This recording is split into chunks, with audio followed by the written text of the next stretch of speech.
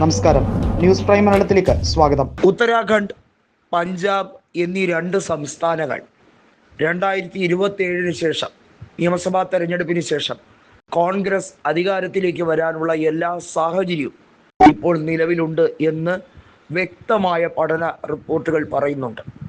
അതിന് കാരണമാകുന്നത് ഈ രണ്ട് പ്രദേശങ്ങളിലും പ്രധാന പ്രതിപക്ഷം കോൺഗ്രസ് ആയതുകൊണ്ട് മാത്രമല്ല, ഇപ്പോൾ അതാത് സംസ്ഥാനങ്ങളിൽ നീണ്ടു നിൽക്കുന്ന ഭരണവിരുദ്ധത അതേറെ പ്രയോജനകരമാകാൻ പോകുന്നത് കോൺഗ്രസ് നേതൃത്വത്തിന് തന്നെയാണ്.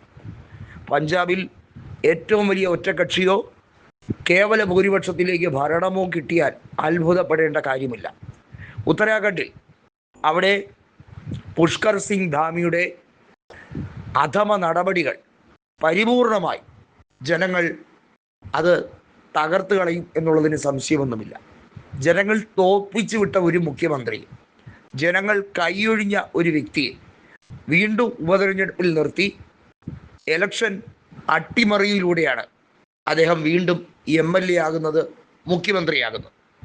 ഉത്തരാഖണ്ഡിൽ അങ്ങനെ കുറേ പറോട്ട് നാടകങ്ങൾ ജനങ്ങൾ സാക്ഷ്യം വഹിക്കേണ്ടി വന്നു എന്നുള്ളതിന് യാതൊരു തർക്കവുമില്ല. പക്ഷേ കോൺഗ്രസിനെ സംബന്ധിച്ചിടത്തോളം ഇപ്പോൾ അധികാരത്തിലുള്ളത് പരിപൂർണമായി 4 സംസ്ഥാനങ്ങളിലാണ്. ജാർഖണ്ഡിലും തമിഴ്നാട്ടിലുമൊക്കെ സഖ്യം എന്ന രീതിയിലാണ്. മറ്റ് പല പ്രദേശങ്ങളിലും ആ രീതിയിൽ സഖ്യവുമായി മുന്നോട്ട് പോകുന്നുണ്ട്. ജമ്മു ആൻഡ് കാശ്മീരിൽ കോൺഗ്രസ്സിന് സഖ്യമുണ്ട് എന്നുള്ളതും നമുക്കെല്ലാവർക്കും അറിയാം.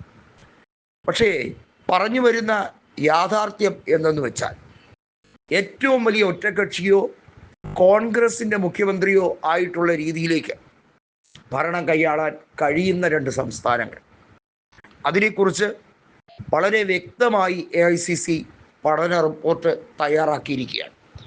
പ്രത്യേക നിരീക്ഷകരെ അയച്ച് കൂടുതൽ സംസ്ഥാനങ്ങൾ കോൺഗ്രസിൻ്റെ കൈപ്പിടിയിൽ ഒതുക്കാൻ കഴിയുന്ന സാഹചര്യങ്ങളാണ് രൂപപ്പെട്ടിരിക്കുന്നത്. ഛത്തീസ്ഗഡും രാജസ്ഥാനും അതുപോലെ തന്നെ കോൺഗ്രസ്സിന് തിരിച്ചു പിടിക്കാൻ കഴിയുന്ന സംസ്ഥാനങ്ങളാണ്. കാരണം അവിടെ മുഖ്യ പ്രതിപക്ഷം എന്നതിനപ്പുറം BJPയുമായിട്ടുള്ള വോട്ട് ഷെയർ BJPയുടെ പ്രതാപകാലത്ത് പോലും വലിയ ഹൈപ്പിലല്ല എന്നുള്ളത് നമ്മൾ മനസ്സിലാക്കണം.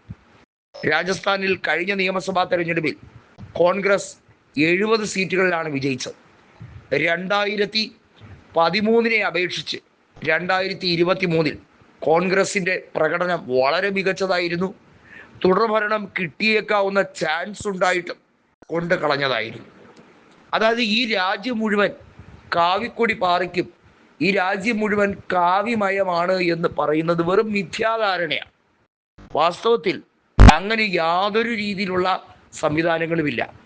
നേരിയ വോട്ട് വ്യത്യാസത്തിൽ ചില സംസ്ഥാനങ്ങൾ BJP കൈപ്പിടിയിൽ ഒതുക്കുന്നു എന്ന് കരുതിയാൽ ആ സംസ്ഥാനത്ത് മുഴുവൻ കാവിമയമാണെന്ന് ഏതർത്ഥത്തിലാണ് പറയാൻ കഴിയുക? 2014 മുമ്പുള്ള അവസ്ഥയിലേക്ക് കോൺഗ്രസിന് തിരിച്ച് ഈ രാജ്യത്തെ കൊണ്ടുവരാൻ കഴിയും എന്ന് ഉറച്ചു വിശ്വസിക്കാനാണ് ജനങ്ങൾക്കും താല്പര്യം.